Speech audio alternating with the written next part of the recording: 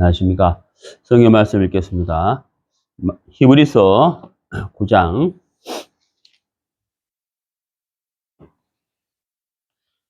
히브리서 9장 27절.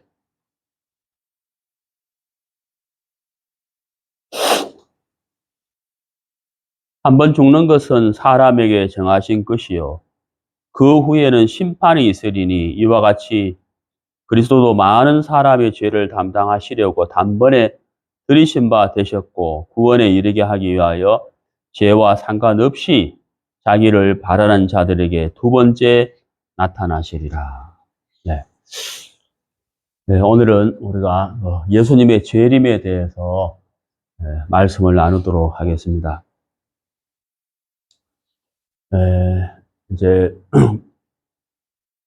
이 재림이라는 단어를 쓰면은 사실적인 어떤 반응보다도 정말 이게 과연 사실일까라는 그런 생각과 또 한 가지는 하도 이단들이 이 재림을 가지고 잘못 이야기를 해서 사회적으로 많은 문제를 일으켰기 때문에 재림 그러면 사람들이 이렇게 좋게 받아들이는 것이 아니에요. 그렇지만은 예수님의 재림은 앞으로 분명히 일어날 것이고 또 특히 우리 구원받은 그리스도인들은 이 재림에 대하여 분명하게 각성을 기억하고 또 우리 자신을 각성하는 계기가 되기를 바라고 또 주님이 다시 오실 날을 우리가 사모하며 기다리며 또 우리가 어떻게 살아야 할지를 생각할 수 있는 계기가 되기를 바랍니다. 우리가 이제 신약 성경에 보면은 그 예수님의 재림에 대해서 318회가 나와요. 근데 신약 성경이 218장으로 되어 있거든요. 218장으로 되어 있는데 예수님의 재림에 관한 말씀이 318회가 나오니까 거의 한 장에 한 번 이상으로 예수님의 재림에 관한 말씀이 기록되어 있다는 겁니다. 그러니까 굉장히 많이 기록이 되어 있다는 거예요. 신약 성경이 218장인데 재림에 관한 말씀이 318회가 나오니까 거의 뭐 한 장에 한 번 이상으로 이렇게 기록이 되어 있다는 얘기죠.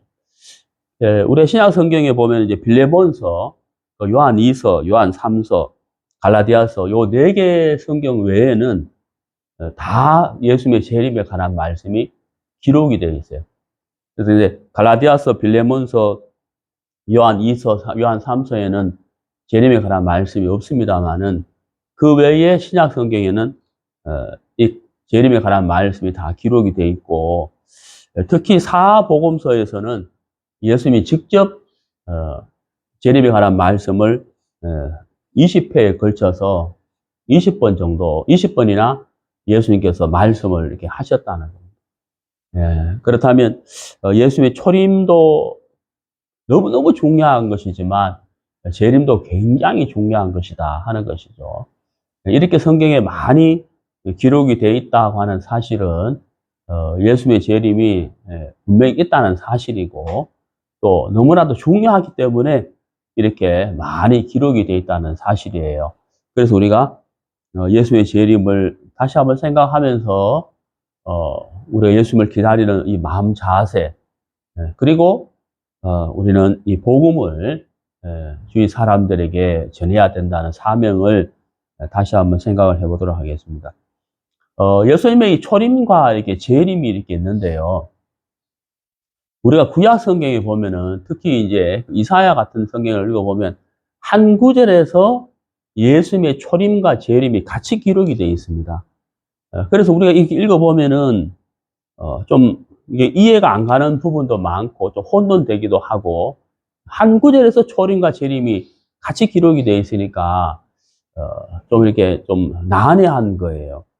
근데 우리가 자세히 살펴보면은 초림과 재림에 대해서 분명하게 하나님께서 말씀을 이렇게 하셨는데 구약 시대에 그 선자들이 초림과 재림을 한 구절에 기록을 했는데 구약시대 사람들이 좀 혼돈스러워했던 부분이 무엇이었느냐 하면은 예를 들어 우리가 이렇게 멀리서 산을 이렇게 보면은 산봉우리가 이렇게 겹쳐 보이잖아요. 근데 막상 가까이 가보면은 산봉우리하고 산봉우리의 거리가 상당히 멀잖아요.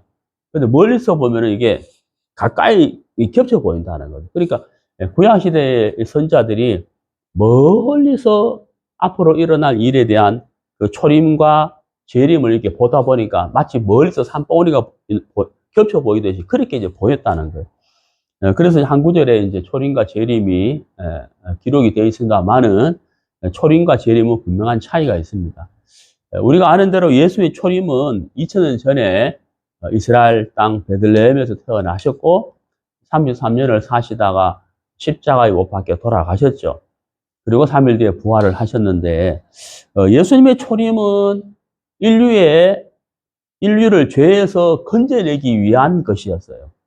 우리를 죄에서 건져내기 위해서 오셨죠. 그게 바로 예수의 초림, 예수의 사역의 목적이었다는 거예요. 예수님의 재림은 무엇이냐? 왜 예수님께서 다시 오시느냐 하는 것은 그것은 바로 구원받은 사람을 데리러 오시는 것이고 구원받지 않는 사람을 심판하는 것이 재림의 목적이에요. 그래서 초림은 우리를 죄에서 건져내기 위한 것이고 재림은 심판을 위한 것이다 하는 것을 분명히 아셔야 된다고 하는 겁니다. 그렇다면 예수님의 재림은 어떤 사람에게는 굉장히 복스러운 소식이지만 어떤 사람에게는 복스러운 소식이 아니고 재앙의 소식이다 하는 겁니다.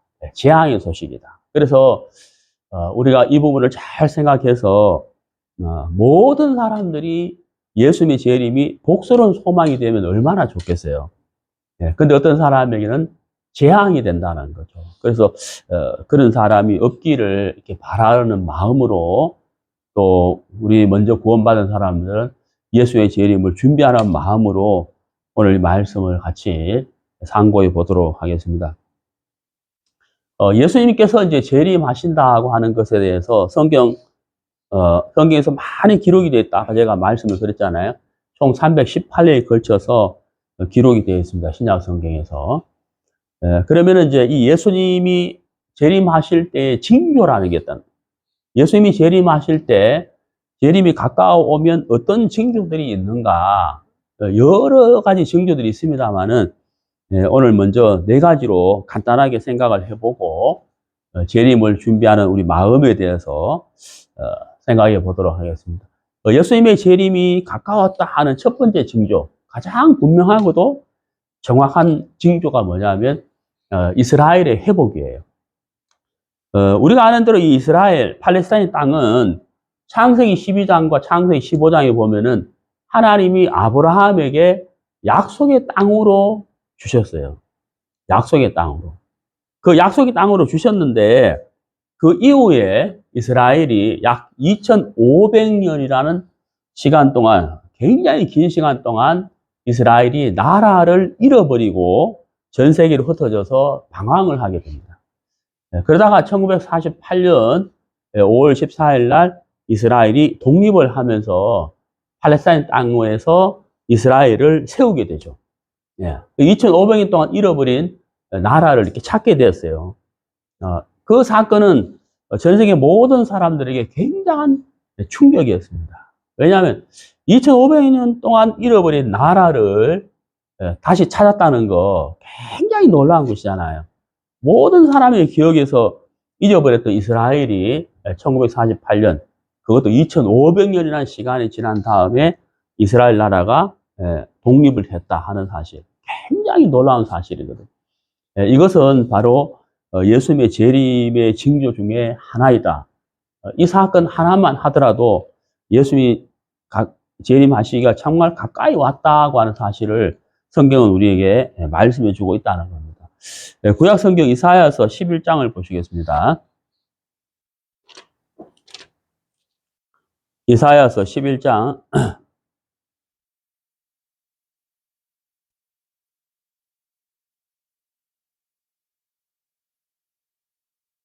11절.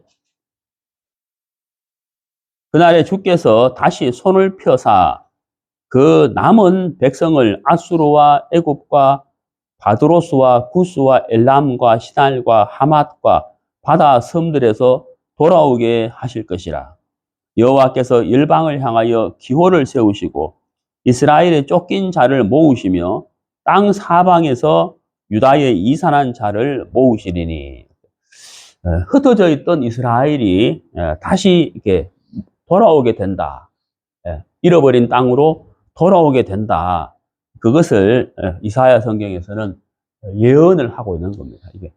그러니까 이제 마지막 때 주님의 때가 가까이 오면 이스라엘이 독립을 하고 흩어져 있던 2500년 동안 전 세계로 흩어져 있던 유대인들이 팔레스타인 땅으로 돌아오게 될 것이다 하는 것을 말씀하고 있는 겁니다. 여기 이제 이사야 11장을 잠깐 간략적으로 말씀을 드리면요. 그 1절에서 4절은 예수의 초림에 관한 말씀이에요. 1절에서 3절까지는요. 그리고 이제 4절과 5절은 예수의 재림에 관한 말씀이고, 그리고 6절에서 9절은 천년왕국에 관한 말씀입니다. 제가 시간이 오늘 짧기 때문에 이 천년왕국이나 또 재림에 관한 징조를 자세히 말씀드릴 수 없어요. 다음에 시간을 내서 이 천년왕국과 다니엘의 70일에 이런 부분을 좀 말씀을 드리려고 하는데요. 그리고 이제 10절에서는 다시 초림에 관한 말씀입니다. 예수의 초림. 그리고 이제 11절 읽었잖아요. 11절, 12절은 이스라엘의 회복과 심판에 관한 말씀입니다. 그래서 조금 그 구분을 하셔야 돼요. 1절과 3절은 초림, 4절과 5절은 재림, 그 다음 6절과 9절은 천년왕국, 그렇게 기록이 되어 있고, 방금 읽었던 11절과 12절은 이스라엘의 회복과 심판에 관한 말씀입니다. 그래서 이 초림과 재림이 같이 기록이 되어 있다 보니까 좀 혼란스럽잖아요. 그래서 이렇게 우리가 구분을 해서 정확하게 알아야 된다고 하는 사실입니다. 자, 그래 아무튼 이제 이스라엘은 2500년 동안 잃어버린 땅을 약속의 말씀에 의해서 다시 48년에 찾았고 회복이 됐고 독립이 됐고 유대인들이 계속해서 그 땅으로 모이게 된다. 앞으로도 계속해서 팔레스타인 땅으로 유대인들이 모이게 될 거라는 사실입니다. 그 다음에 1967년 6월 달에 6.1 전쟁이 있었어요. 6.1 전쟁으로 말미암아 예루살렘을 탈환하게 됩니다. 이게 이제 왜 이렇게 중요한 이야기냐 하면, 독립을 했을 때는 예루살렘까지는 회복을 못했어요.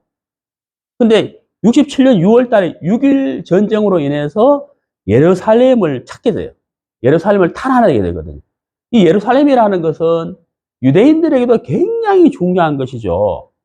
유대인에게 굉장히 중요하고 아랍인들에게도 굉장히 중요한데, 종교적으로 이 예루살렘을 탈환을 했다 하는 것이 왜 중요한 것이냐 하면, 이스라엘 백성들은 예루살렘에 성전을 짓고 거기에서 하나님께 제사를 드리는 것이 그들의 소망이에요.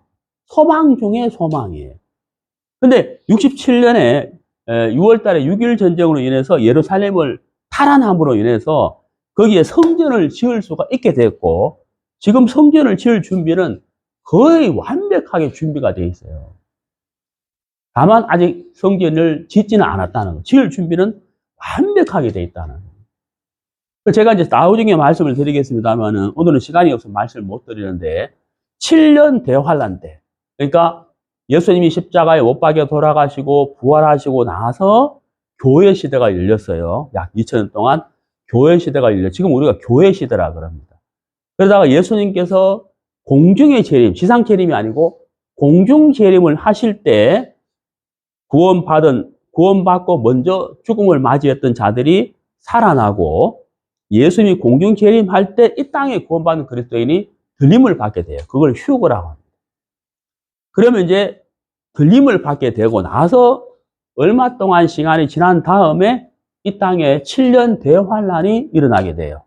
전 3년 반, 후 3년 반으로 나뉘어지는데 7년 대환란이 일어납니다.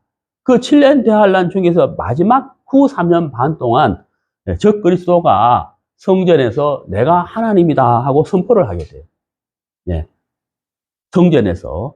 자, 그래서 이 예루살렘을 탈환했다. 그리고 성전 지을 준비가 다 되었다고 하는 사실은 곧 예수님의 재림이 가까이 오고 있다고 하는 사실인 거예요.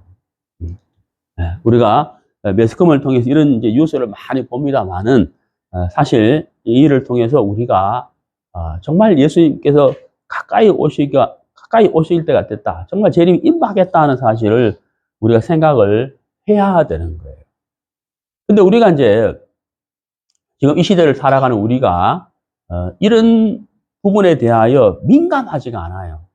왜 민감하지가 않느냐 하면 재림이라는 이야기가 그동안 계속 있었고 또 서두에 말씀드렸지만은 정말 그 많은 이단들이 이 재림을 가지고 잘못 설교를 하고 사회적인 무리를 일으켰기 때문에 우리가 이제 구원받은 우리까지도 이 재림에 대해서 좀 이렇게 민감하지 않다는 거예요.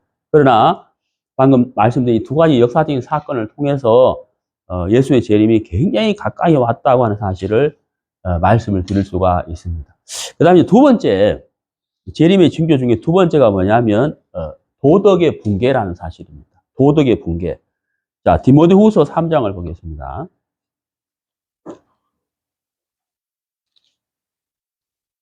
디모데후서 3장 1절. 네가 이것을 알라. 말세에 고통하는 때가 이르리니 사람들은 자기를 사랑하며 돈을 사랑하며 자긍하며 교만하며 회방하며 부모를 거역하며 감사치 아니하며 거룩하지 아니하며 무정하며 원통함을 풀지 아니하며 참소하며 절제하지 못하며 사나우며 선한 것을 좋아 아니하며 배반하여 팔며 조급하며 자고하며 쾌락을 사랑하기를 하나님 사랑하는 것보다 더하며 경건의 모양은 있으나 경건의 능력은 부인하는 자니 이 같은 자들에게서 네가 돌아서라. 자, 이게 이제 말세에 고통하는 때가 이르리니 하고 이제 이 마지막 때에 나타날 정상에 대해서 말씀을 하고 있습니다. 자, 우리가 이제 이런 현상들이 아주 옛날에도 있었어요. 없는 건 아니죠. 왜? 사람이 악한 인간이 행하기 종자고 선한 것이 없기 때문에 이런 현상들이 과거에도 있었죠. 근데 문제는 뭐냐면 지금 이 시대에 이런 현상들이 너무 만연해 있다고 하는 사실인 거예요. 그리고 가장 심각한 문제가 뭐냐면 이 도덕이 타락을 하다 보니까 선과 악에 대한 구분이 거의 없어져 버렸다는 사실. 이제 이게 문제라는 거예요. 최근에 이제 저도 뉴스에서 봤습니다만은 어떤 중학생이 아파트 단지 안에서 담배를 피우고 있었어요. 예. 그래서 거기 이제 지나가던 그 아저씨가 중학생에게 훈계를 한다고 담배 피우지 마라. 여기서 담배 피우면 안 된다. 어린 학생들이 담배를 피우면 안 된다고 했다는. 근데 그 이제 훈계인데 이 학생들이 다리를 막 이렇게 까불면서 침을 땅에 막 뱉고 이러니까 이제 이 아저씨가 훈계를 했는데 오히려 더 반항적으로 나오니까 기분이 나빴을 거 아니에요. 그래서 휴대폰으로 사진을 찍었다는 거죠. 자, 근데 잠시 후에 경찰에 출동을 했어요. 누가 고발당했을까요? 아저씨가 고발을 당해버린 거죠. 이게 이제 이해가 안 가잖아요, 우리가. 분명히 학생이 잘못했는데, 오히려 이 사진 찍은 훈계하다 아저씨가 고발을 당해버렸다는 거예요. 고발당한 이유가 뭐냐? 학생들의 허락 없이 사진을 찍었다는 거죠. 그래서 학생들이 이 아저씨를 고발해버렸어요. 근데 아저씨는 학생들을 고발할 수가 없어요. 왜? 법적으로 미성년자 담배 피운다고 해가지고 법적으로 고발 대상이 안 되는 거예요. 그리고 누가 더 아저씨가 더 난감해 져버렸죠. 네? 참, 이해하지 못할 일이 일어나 버렸습니다. 법적으로는 이 아저씨가 고발당하는 거예요. 그래서 그 학생들 본 앞에서 찍은 사진을 삭제하고 사과하고 이게 마무리가 됐다. 그러니까 아저씨 마음이 얼마나 속이 상했겠어요. 자기는 그래도 훈계한다고 했는데 세상이 그렇게 흘러가고 있다. 그 학생은 당당한 거죠. 아주 당당한 거예요. 오히려 그 아저씨를 무한을 시켜버렸잖아요. 무한을 줘버렸잖아요. 우리가 이제 이런 시대에 살고 있습니다. 그래서, 정말 이 선과 악에 대한 기준 자체가 무너져 있는, 정말, 옳은 사람이 오히려 화를 당하는 어떤 그런 시대가 되어버렸다는 거죠. 그래서, 저도 이제 좀 오히려 조심스럽다는 거죠. 내가 잘하고 옳아도 함부로 말해서는 안 되는 그런 시대가 됐기 때문에 저도 이제 참 조심스럽다고 하는 사실이고요. 그리고 이제 우리가 마태복음 24장, 25장, 거기 이제 말세에 관한 여러 가지 말씀들이 있는데, 예수님께서 직접 하신 말씀 중에서 마지막 때에 나오는 예가 두 가지가 있어요. 첫 번째가 뭐냐면 노아의 때, 두 번째가 뭐냐면 롯의 때거든요. 노아의 때와 롯의 때를, 그러니까 롯의 때가 뭐냐면 소돔과 고모라 성이죠. 그 때를 생각해 봐라 하고 예수님께서 말씀을 하셨어요. 노아의 때는 하나님이 노아 시대 때, 노아의 때 방주를 만들게 하시고 홍수로 세상을 멸하게 하셨어요. 노아 시대의 이제 죄가 뭐냐? 왜 하나님이 홍수로 세상을 멸할 만큼 그렇게 악했느냐? 예. 예, 노아 시대의 이제 죄악은 먹고 마시고 시집가고 장가가고, 그 다음에가 뭐냐면 하나님의 아들들이 사람의 딸들과 결혼을 해서 자식을 낳았다 이거예요. 제가 이제 오늘 시간이 없기 때문에 다 말씀드릴 수가 없는데, 여기서 하나님의 아들들은 천사를 말하거든요. 천사. 타락한 천사들을 말해요. 자기 지위를 벗어난 천사들을 말하는데, 그 천사들이 사람의 딸들의 아름다움을 보고 동침을 해서 자식을 낳았는데, 그 자식들이 바로 거인들이 되었다고 하는 사실인 겁니다. 자, 이 부분은 제가 나중에 시간을 내서 좀 자세히 말씀드리도록 하고, 이 정도만 말씀을 드리고, 그러면 여기서 이제 무슨 문제가 생기느냐 하면은, 이제 유전자의 조작과 변형이 생기는 거예요. 그래서 뭘 이야기하냐면 창조의 질서가 깨트려졌다는 것이고, 자, 유전자와 변형이 일어남으로 인해서 사람과 사람이 정상적으로 결혼을 해서 자손을 이어가야 되는데, 하나님의 천사들이 사람의 딸들의 아름다움을 보고 동침을 해서 자식을 낳아서 그 자식들이 거인이 되었다. 유전자의 변형이 일어났다는 사실인 거예요. 그러면 이제 무슨 문제가 생기겠어요? 예수님의 족보를 이어가는 이 법칙이 깨어지는 겁니다. 다시 말씀드리면 마귀가, 악한 마귀가 예수님이 태어나서 우리를 구원하는 그 계획을 깨트리려고 하는 계획 중에 하나라는 사실인 거예요. 그래서 하나님은 노아의 방주를 통해서 다 심판을 하시고 노아의 가족들을 통해서 다시 후손을 잇게 하는 일을 하나님이 하셨다고 하는 사실인 겁니다. 야, 근데 지금 여러분, 우리 시대에 이 유전자의 조작과 변형이 굉장히 많이 일어나고 있지 않습니까? 여러분, 사람이 사람을 만들 수도 있죠. 어떻게 만듭니까? 시험관을 통해서 사람이 사람을 만들 수도 있어요. 네. 그리고 뭐 콩이라든지 뭐 여러 가지 식물이라든지 이런 유전자의 조작과 변형이 굉장히 발달되어 있다는 것입니다. 이것은 하나님의 창조의 질서를 깨트리는 일이에요. 과학이 발달했기 때문에 일어나는 현상이다라고 생각해야 될 것이 아니라 하나님의 질서를, 창조의 질서를 깨트리는 것이고, 창조는 하나님에게만 있는 거예요. 지금 우리 시대가 이렇게 됐다고 하는 사실인 겁니다. 그 다음 또 한 가지는 뭐냐면 1859년에 다윈이라는 사람이 종의 기원이라는 책을 발간을 했어요. 종의 기원. 그 종의 기원 속에서 다윈이 무엇을 주장을 했느냐 하면 진화론을 주장을 했습니다. 진화론. 여러분, 저도 학교 다닐 때 진화론을 배웠어요. 자, 저도 이제 이 성경을 가지고 창조론과 예수님에 대한 사랑과 십자가의 사랑과 복음의 이야기를 쭉 해보면 많은 사람들이 이 창조론, 하나님이 우주 만물을 창조하셨다 이 사실을 받아들이지 않는 사람들이 굉장히 많습니다. 받아들이지 않는 이유가 뭐냐? 그 사람들의 생각 속에, 그 관념 속에 뭐가 있느냐 하면 진화론. 학교에서 배운 이 진화론이 있다는 거예요. 그 진화가 되었는데 창조는 아니지 하고 이 말씀을 거부하는 사람들이 굉장히 많아요. 예. 그래서 사람들이 어떤 생각을 하냐면 진화가 과학이라고 생각하는 거예요. 진화론이 과학이다라고 생각하는 거예요. 이게 과학이다라고 생각하는 거예요. 근데 여러분, 창조가 과학이지 진화가 과학이 아니에요. 네. 이것도 제가 오늘 시간에 자세히 말씀드릴 수는 없지만 예, 아니라는 겁니다. 예. 그래서 이 진화론 때문에 많은 사람들이 지옥으로 가고 있다는 사실을 생각해 보면 너무나도 안타까운 거예요. 그래서 이 진화론 때문에 예, 사람들의 도덕성이 타락되고 무너지고 예, 정말 죄악 속에 빠져 있는 그런 걸 생각해 보면 정말 이 진화론이 얼마나 많은 사람들을 하나님에게서 멀어지게 했는지를 생각해 볼 수가 있습니다. 예, 그 다음에 이제 세 번째는요, 이 교통과 지식의 발달이에요. 예, 우리 다니엘서 12장을 보시면 구약 성경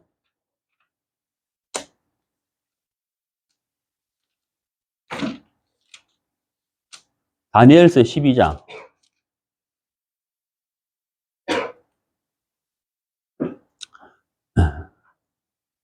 4절 다니엘아 마지막 때까지 이 말을 간수하고 이거를 봉합하라. 많은 사람이 빨리 왕래하며 지식이 더하리라.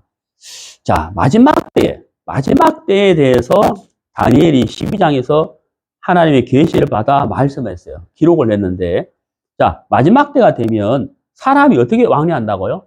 빨리 왕래한다. 이렇게 되어 있어요. 제가 고등학교 때, 제 고향이 포항인데요. 제가 고등학교를 포항에서 다녔어요. 포항에서 서울까지 기차가 몇 시간 걸렸냐면 12시간 걸렸어요. 지금 생각하면, 어, 얼마나 지겨워요. 12시간. 예? 여러분, 말이 12시간이지. 지금 12시간 기차 타락하면 여러분 타겠어요? 12시간 걸렸거든. 포항서 서울까지. 예, 왕복 몇 시간이에요? 24시간. 예, 굉장히 느렸어요. 지금 생각해보면은. 예. 제가 어릴 때 기차는 이제 그 왜 석탄 뜨는 기차였거든요. 막 하면 석탄이 막 그 연기가 막 그 시커먼 연기 나고 그래. 칙칙폭폭, 칙칙. 그때 기차 소리가 진짜 칙칙폭폭이었어요. 지금 서울서 포항까지 2시간 반 만에 가잖아요. KTX. 예, KTX. 예. 서울서 포항, 서울서 광주, 서울서 여수. 거의 뭐 2시간, 2시간 반 만에 그러잖아요. 그러니까 일일 생활권이 되어버렸죠. 예. 근데 KTX로 사람들이 만족하지 않죠. KTX 타는 거 엄청 빠른데 이제 계속 타다 보니까 더 빠른 걸 생각하잖아요. 더 빠른 거. 예. 그래 지금 이제 연구 중이잖아요. 그래서 서울서 부산까지 18분 만에 가는 기차. 예. 지금 연구하고 개발 중이잖아요. 사람들이 빨리 왕래하며. 그 다음 또 뭐가 있습니까? 비행기가 있어요. 비행기를 통해서 서울서 유역까지 10시간 만에 가잖아요. 굉장히 빠른 시대가 되어버렸다. 얼마 전에 현대자동차에서 뭘 발표했어요? 하늘을 나는 자동차. 예, 우리가 이제 개발할 거다고 이제 개발 계획에 대해서 발표를 했어요. 사람들이 굉장히 빨리 왕래한다는 거죠. 그 다음에 지식이 더하리라 그랬습니다. 여러분, 제가 학창 시절에, 제가 대학 다닐 때만 해도 백과사전, 예? 백과사전이 뭐 어마어마했어요. 요즘 학생들 백과사전 삽니까? 안 사죠? 뭐만 있으면 돼요? 요거만 있으면 돼요. 요만. 그래서 농담하잖아요. 입사 시험 면접할 때 학생 이거 알아요? 하니까 뭐라고 대답했답니까? 그 네이버에 물어보면 된다 이래 그러잖아요. 백화점 살 필요가 없죠. 스마트폰 하나만 있으면 돼요. 근데 누구라도 스마트폰으로 손가락으로 서치해 검색을 하면 모든 지식을 알게 되는 시대가 되어버렸어요. 예, 여기 말씀대로 지식이 뭐하고요? 예, 지식이 더하리라. 이 시대만큼 지식을 짧은 시간에 빨리 습득할 수 있는 시대가 없었다는 거예요. 스마트폰이 만들어지고 인터넷이 만들어지고 이러면서 어때요? 사람들이 지식이 굉장히 증가했다는 거예요. 네. 요즘 옛날에 세종대왕이 알던 걸 요즘 초등학교 3학년하고도 비교가 안 되죠. 그래서 한 것입니까? 비교도 안 됩니다. 네. 네. 그만큼 정말 이 지식이 발달을 했는데 이 다니엘서 12장 이 마지막 때에 관한 말씀 중에 하나 사람들이 빨리 왕래하며 네, 지식이 더하리라. 지금 바로 이 시대가 그런 시대가 됐어요. 이 시대만큼 사람들이 빨리 왕래하고 지식이 더한 시대가 없었다는 사실인 겁니다. 예, 스마트폰, 인터넷. 예. 그 다음에 네 번째는요, 바로 베리칩인데, 제가 먼저 말씀드립니다만은, 이 베리칩이 적그리스도의 표는 아니에요. 베리칩 바른다 해가지고, 예? 구원 바른다 못 바, 그거 아무 상관없는 겁니다. 베리칩이 적그리스도 표냐? 아니에요. 근데 왜 제가 베리칩을 말씀드리느냐? 자, 먼저 우리 요한계시록 13장을 보겠습니다. 요한계시록 13장 16절. 제가 모든 자, 곧 작은 자나 큰 자나 부자나 빈궁한 자나 자유한 자나 종들로 그 오른손이나 이마에 표를 받게 하고 누구든지 이 표를 가진 자 외에는 매매를 못하게 하니 이 표는 곧 짐승의 이름이나 그 이름의 수라.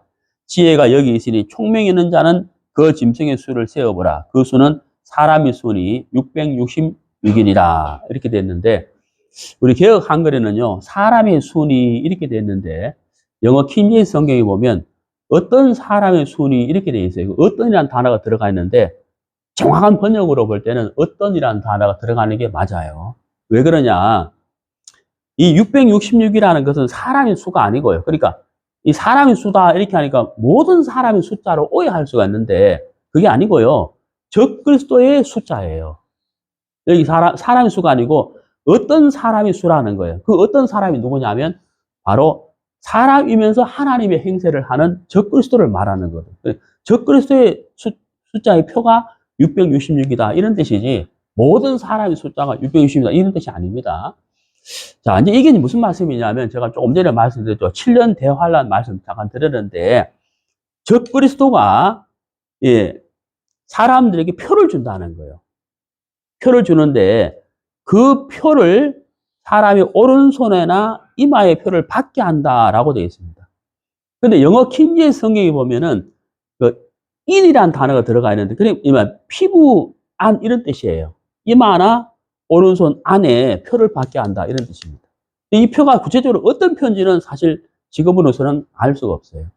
알 수가 없는데 이 표를 받게 되면 어떤 문제가 생기느냐고 하는 거예요.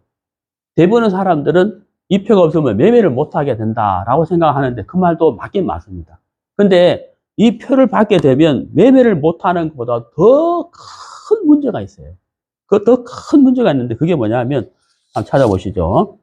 요한계시록 13장 그 밑에 14장 그 다음에 14장 9절을 보세요.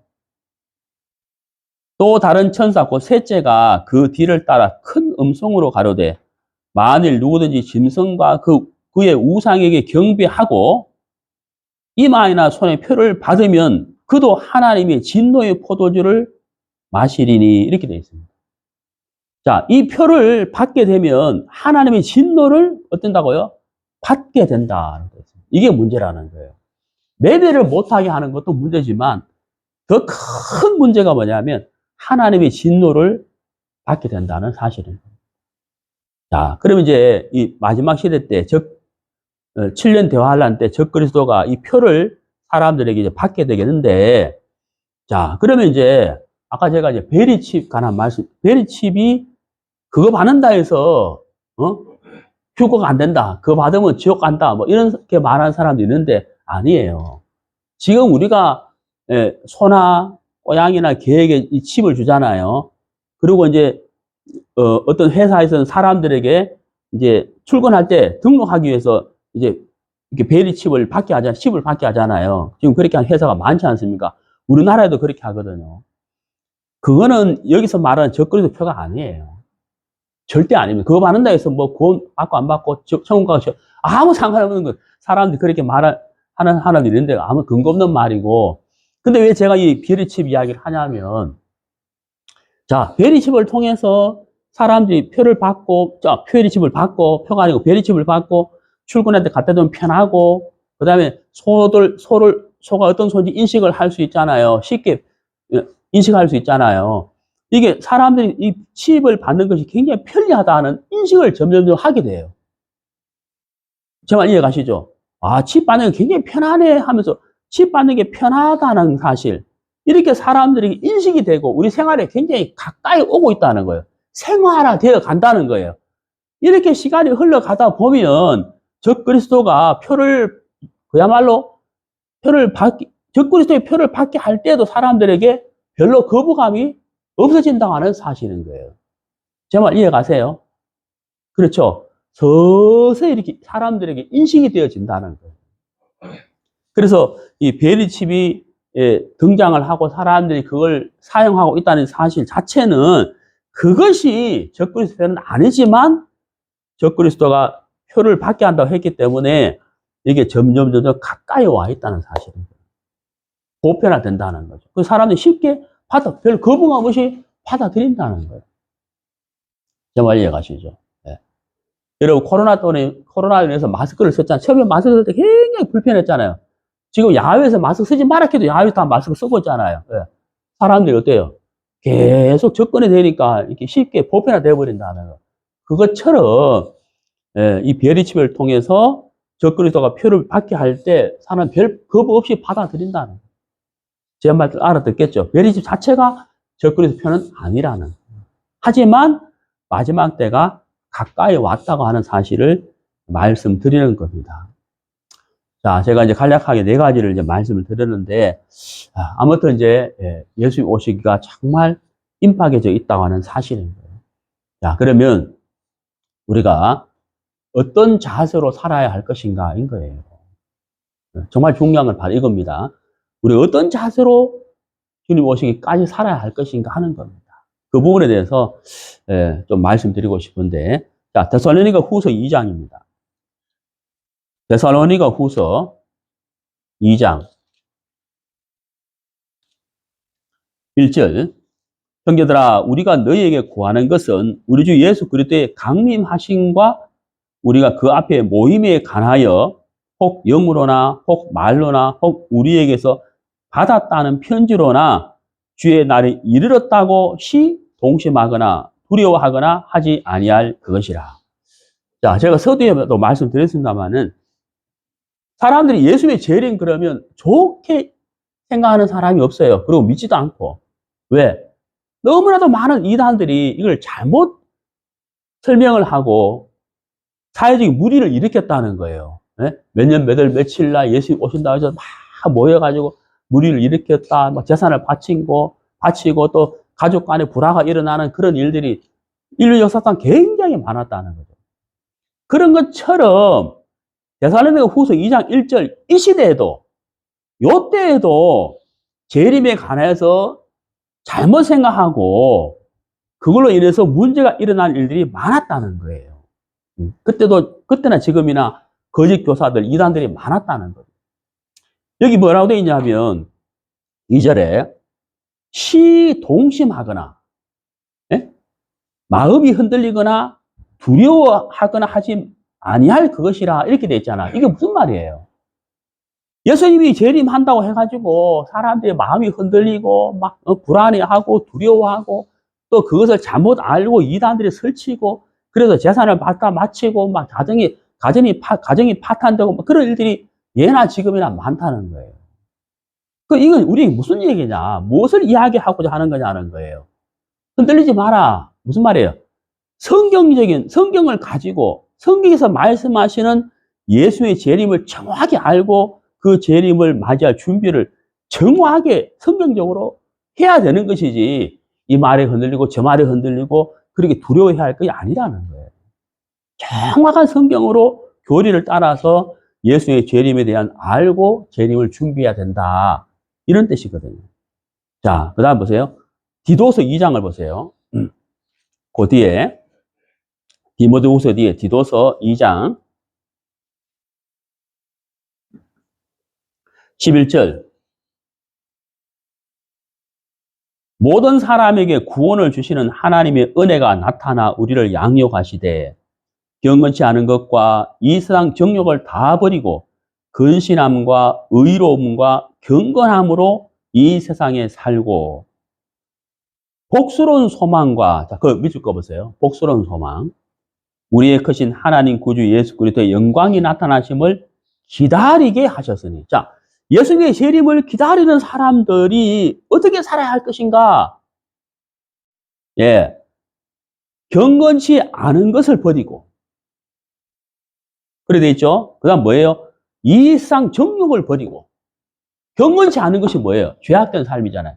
죄악된 삶을 버리고 이 세상을 사랑하는 마음을 버리고 그 다음 뭐예요? 근신과 의로움과 경건함으로 살고 그 다음에 뭐라 그랬어요? 아까 제가 믿을 거라 그랬죠. 복스러운 소망 그랬어요. 복스러운 소망이 뭐예요? 예수님이 다시 오실 날을 기다리는 것. 이게 바로 복스러운 소망이에요. 자, 여러분, 여기서 우리가 생각해 볼 것이 있습니다. 제가 전에 한번 말씀드렸는데, 어디 지방에 갔다가 올라와야 되는데, KT에서 표를 못 끊었어요. 기차표를 못 끊었어요. 못 끊어가지고, 집에는 가야 되는데, 그때가 이제 일요일이기 때문에 서울로 올라오는 차가 다 표가 매진됐대요. 그래서 그냥 올라탔어요. 네, 뭐, 무임승차는 아니지만 그냥 올라탔는 거예요. 그래, 타가지고 있는데 이제 영문이 이제 왔다 갔다 하잖아요. 그때 이제 표 끊으려고 하는데, 그 영문이 오기 전까지 기다리는데 괜히 막 불안한 거예요. 뭐 끊으면 될 건데, 제 마음 이해가세요? 예. 여러분, 이제 제가 정상적으로 표를 끊지 않고 탔기 때문에 제가 마음이 좀 불편한 거예요. 예. 무임승차는 아니지만, 나중에 영문이 와가지고 표를 끊긴 끊었습니다만은, 예. 그 표를 끊기 전까지 괜히 마음이 좀 편하지는 않더라는 거예요. 그게 무임승차라는 거예요. 그러면 여러분, 여기 복스러운 소망이라 그랬잖아요. 예수님이 다시 오실 날을 소망으로 기다리는 것, 이게 복스러운 소망이에요. 근데 제가 서두에 말씀드렸지만은, 예수님이 다시 오시는 것은 재림인데, 재림은 심판과 연결되어 있어요. 예수의 초림은 우리를 죄에서 건져내는 것이지만, 재림은 심판과 연결됐다는 거예요. 그래, 어떤 사람에게는 예수님의 재림이 복스러운 소망이에요. 그 어떤 사람은 누굴까요? 바로 예수의 초림, 예수의 십자가의 사랑으로 구원을 받은 사람. 구원을 받은 사람은 예수의 재림이 복스러운 소망이에요. 어때요? 그때가 되면은, 뭐, 좋은 아파트, 좋은 차, 좋은 양복, 돈, 다 필요 없잖아요. 잘 살든, 못 살든, 어떻게 살든지 간에 그 나라에 가서 주님과 더불어 영원히 사는 세계가 열리게 되니까 예수의 재림 자체가 너무나도 복스러운 소망이잖아요. 근데 구원 안 받은 사람에게는 복스러운 소망이 아니라 예수의 재림 자체가 뭐예요? 이게 재앙이에요. 재앙이에요, 재앙. 근데 재앙이 한순간의 재앙이 아니고 재앙이 그때부터 시작해가지고 영원한 재앙으로 연결되는 거예요. 그래서 여기 복스러운 소망 그랬다는 거. 제가 이 말씀을 왜 폈느냐. 여러분, 우리가 받은 구원을 다시 한번 점검해 보자 하는 거예요. 네? 무임승차만 해도 간에 콩닥콩닥 끓였는데, 여러분 어때요? 내가 구원받았다고 하는데 구원이 아니면 어떡하겠어요? 그리고 아예 구원 안 받은 사람들은 정말 여러분 구원 받으셔야 돼요. 구원은 하나님의 선물이에요. 너무나도 쉽게 받을 수가 있어요. 마음만 열고 말씀을 듣는다면 누구나 구원 받을 수가 있다. 여러분, 우리가 구원을 점검해 보자. 어? 정말 내가 받은 구원이 확실한가? 내가 믿음 안에 있는지를 다시 한번 점검해 보자. 맞다면 예수의 재림은 뭐예요? 분명히 복스러운 소망이다. 이건 복스러운 소망. 베드로후서 3장 보시죠. 베드로후서 3장.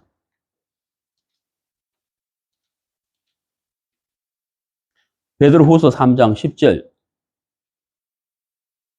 그러나 주의 날이 도적같이 오리니 그날에는 하늘이 큰 소리로 떠나가고 체질이 뜨거운 불에 풀어지고 땅과 그 중에 있는 모든 일이 드러나리로다.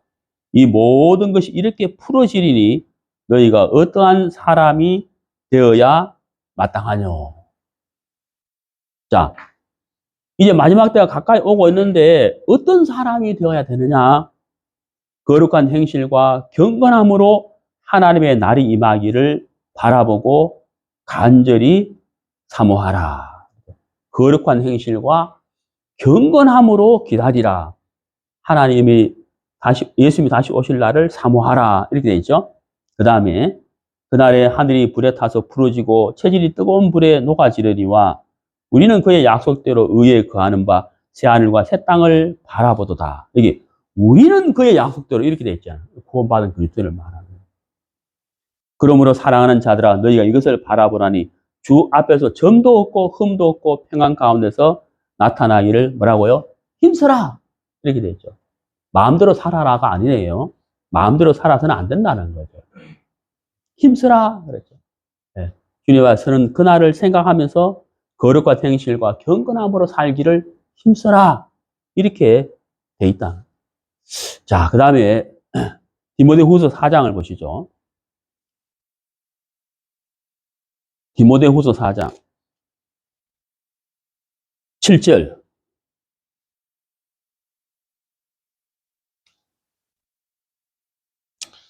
내가 선한 싸움을 싸우고 나의 달려갈 길을 마친 후 믿음을 지켰으니 이제 후로는 나를 위하여 의의 면류관이 예비되었으므로 주 곧 의로우신 재판장이 그날에 내게 주실 것이니 내게만 아니라 주의 나타나심을 사모하는 모든 자에게니라. 그 다음 제가 말씀드리고 싶은 게 뭐냐면 상급이에요. 우리가 심판이라는 것은 구원받은 사람에게는 없습니다. 무슨 심판? 죄에 대한 심판. 그것은 구원받은 사람에게는 없는 거예요. 하지만 그리스도인의 심판이 있습니다. 그리스도인의 심판. 그리스도인의 심판은 뭐냐? 방금 여기 말씀처럼 선한 싸움을 싸우고 나의 달려갈 길을 마치고 믿음을 지켰으니 이제 후로는 나를 위하여 의의 면류관이 예비되었으므로 이랬잖아요. 그러니까 그리스도인의 심판은 무엇과 연결되느냐 하면 상급과 연결되는 상급. 우리가 구원받고 나서 믿음의 삶을 살고 경건한 삶을 살고 그리스도의 생활을 한다면 하나님이 우리에게 주실 상급이 있겠죠. 의의 면류관. 상급이 우리를 기다리고 있을 것이다. 하지만 구원은 받았다고 하는데 복음과 말씀과 교제에서 교회에서 떠나서 세상 가운데 살고 있다고 한다면 상급이 있겠습니까? 상급이 없다는 거예요. 그것은 바로 부끄러운 구원이 될 것이다 하는 사실입니다. 그래서 정말 우리가 내가 구원받은 구원이 맞는가? 내가 믿음 안에 있는지를 점검해 보고 그렇다면 구원을 받았다면 어떻게 신앙의 삶을 살아야 될 것인가? 어떤 삶을 살아야 될 것인가를 우리가 생각해 봐야 한다고 하는 사실인 거예요. 자, 그 다음에 요한복음 14장을 보겠습니다. 요한복음 14장.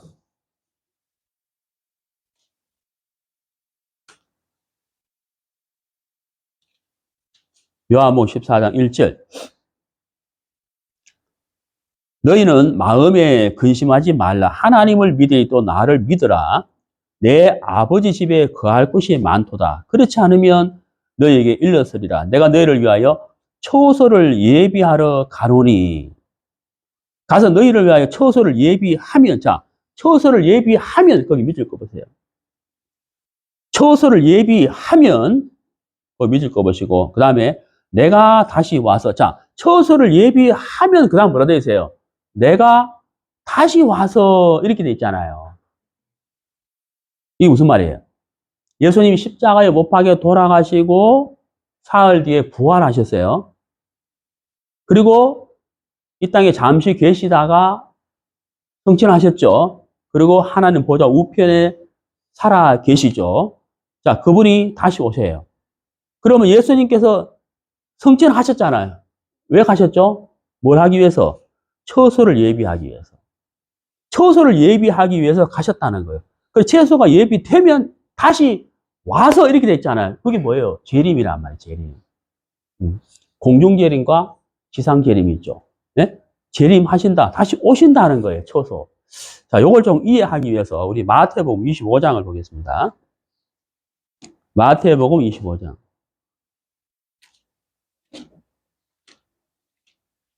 마태복음 25장.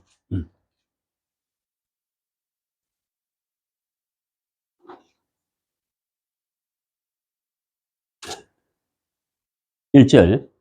그때 천국은 마치 등을 들고 신랑을 맞으러 나간 열 처녀와 같다 하리니 그 중에 5은 미련하고 5은 슬기는 자라. 자, 요걸 좀 살펴보겠습니다. 여기 이제 열 처녀가 나오는데 5은 미련하고 5은 슬기 있다 이렇게 돼 있죠. 자, 여러분, 유대인들의 결혼 풍습을 여러분이 아셔야 돼요. 그걸 알아야 이게 이해가 가요. 그리고 조금 전에 읽었던 요한복음 14장 말씀도 이해가 가요. 유대인의 풍습을 모르면 이걸 잘 이해가 안 가요. 유대인의 결혼 풍습. 유대인의 결혼 풍습은 뭐냐면요. 자, 신랑이, 이제 신랑 될 사람이 이제 신랑이 지참금을 가지고 이제 신부가 될 여자 집에 가요. 가가지고 그 지참금을 주고 이 남자와 여자, 그러니까 신랑 신부가 될 이 남자 여자가 정혼을 해요, 정혼. 결혼 약속, 정혼을 하고, 정혼. 자, 정혼을 했어요. 정혼을 했기 때문에 이제 두 사람은 신랑 신부가 됐어요. 그러면 이제 이 신랑은 다시 자기 집으로 가요. 지참금을 주고 정혼을 했잖아요. 그러면 이제 이 신랑은 다시 어디로 가요? 자기 집으로 가요. 자기 집으로. 같이 사는 게 아니고 이해가시죠? 자기 집에 가서 처소를 예비해요. 무슨 처소? 신부를 데려올 수 있는 처소를 준비하는 거예요. 처소를 준비하고 결혼하는 게 아니고, 이 유대인의 풍습은 그게 아니고요. 지참금을 주고 자기 집으로 가서, 신랑 집에 가서 처소를 준비하는 거예요. 이해가죠?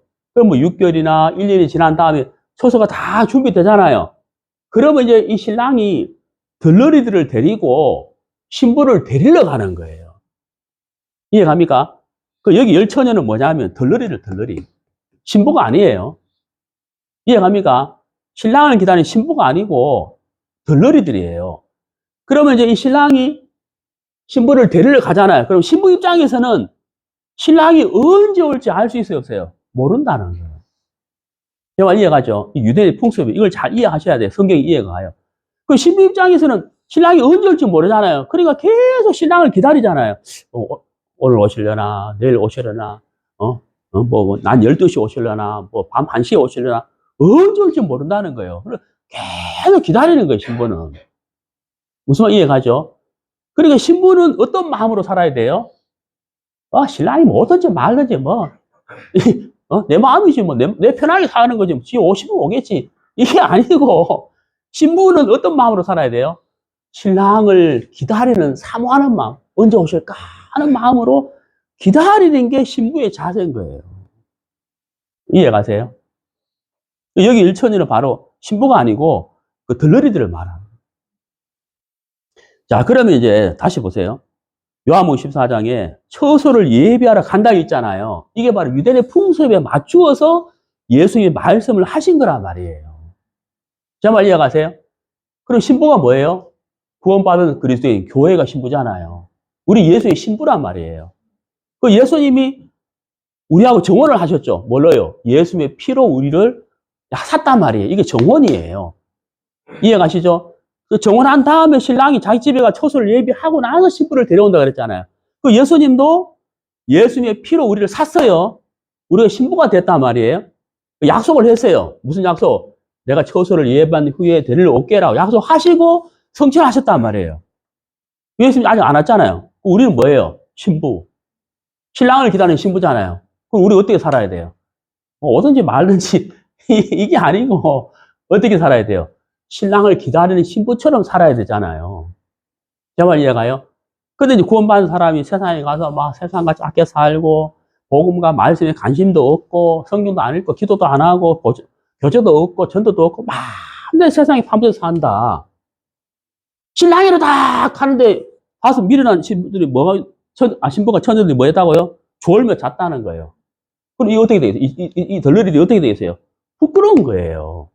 응? 자, 누가복음 12장.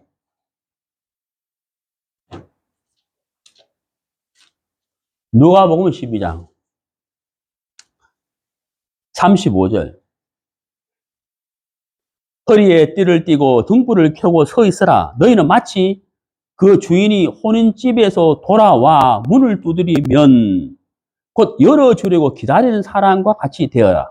주인이 와서 깨어있는 것을 보면 그 종들은 복이 있으리라. 자, 여러분.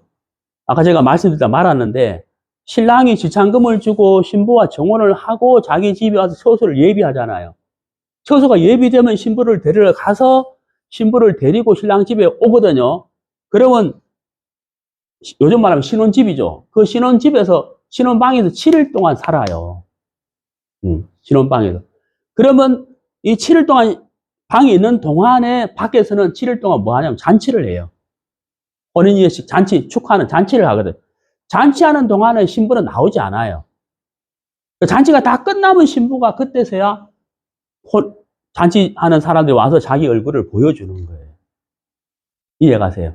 네. 그 7일이 바로 뭐냐면, 네. 공중에서 우리가 들림 받아서 잔치를 하는 거예요. 잔치가 끝나면 이 땅에 다시 내려오는 거예요. 이해가세요? 자, 이게 유대인의 풍습이라는. 자, 여기 보세요. 종이 주인을 기다리는 자세가 뭐예요? 네?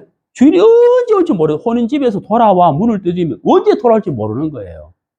근데 이 종도 뭐 주인이 뭐 올 때는 오겠지, 뭐 지 알아서 오겠지 이게 아니고 주인이 언제 올지 모르기 때문에 기다리는 자세를 말씀하고 있는 거잖아요. 바로 신부하고 똑같다는 거예요. 네.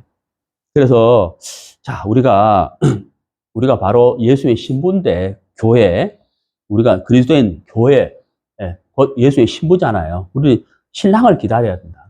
처소를 예비되면 다시 온다. 이렇게 요한복음 14장에 말씀하고 있잖아요. 이게 무슨 말 이해 가시죠? 유대의 풍습을 들으니까. 자, 우리가 바로 신부라는 사실이에요. 그래서 우리가 세상과 짝하고 죄악 속에 빠지고 교회와 복음을 멀리하고 이렇게 살아야 할 사람들이 아닌 거예요. 두 번째는 우리가 그렇게 살면 이 시대의 마지막 때 한 명이라도 우리가 건져야 되는데 우리가 복음을 전할 수가 없다는 거예요.